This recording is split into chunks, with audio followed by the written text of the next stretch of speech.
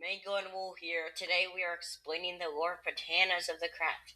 We will split the lore into multiple videos, and today it will be the universe lore, basically meaning how everything came to be. Enjoy the video. First off, the stick.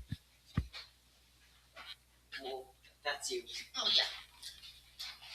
So, the stick is an infinitely powerful stick that's the embodiment of matter.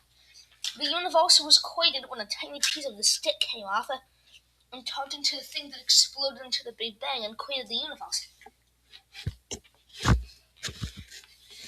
Later, somehow, the stick keeper, who was a stick figure, tripped and dropped the stick. The stick shattered into 1,000,000 of smaller pieces and 10 bigger pieces. The millions of smaller pieces turned into potanas, but stronger. Today we call these ancient potanas radical potanas. Potanas are made when a potana, banana, and some stick essence combines. Each of these radical potanas represents something in the universe.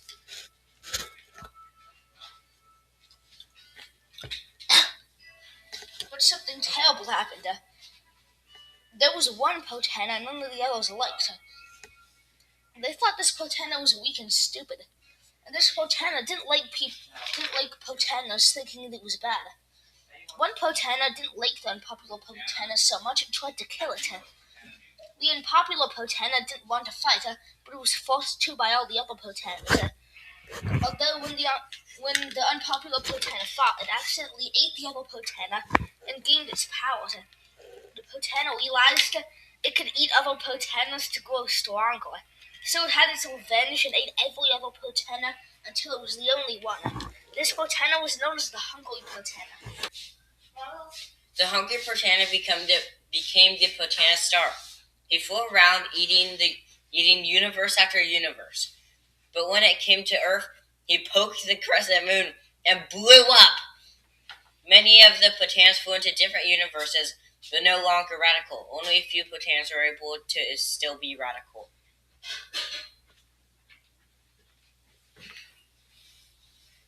All the excess energy that exploded from the Potana star turned into a tiny piece of the stick. This piece rocketed away to a small planet where the first mortal life forms appeared. Single-celled organisms that lived on the surface, on the small, cold planet. The piece of the stick crashed onto this planet, and the 10 original life forms crawled over to touch it.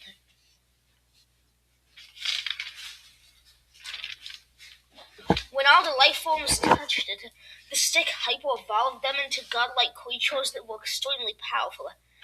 These creatures were called the Dudes. All 10 Dudes represented different elements. Dude 1 represents hydrogen, Dude 2 represents alkyl metals, Dude 3 represents alkyl earth metals, Dude 4 and 5 represent transition metals, Dude 6 represents metalloids, Dude 7 represents elements with unknown properties, Dude 8 represents post-transition metalloids, Dude 9 represents lanthanides and antonides, and Dude 0 represents noble gases, halogens, and other non-metals. All these dudes created all the life in the universe and spread it everywhere. Although all dudes are mortal and can die, but they can only kill themselves. Dude 1 blew up from eating too many pies.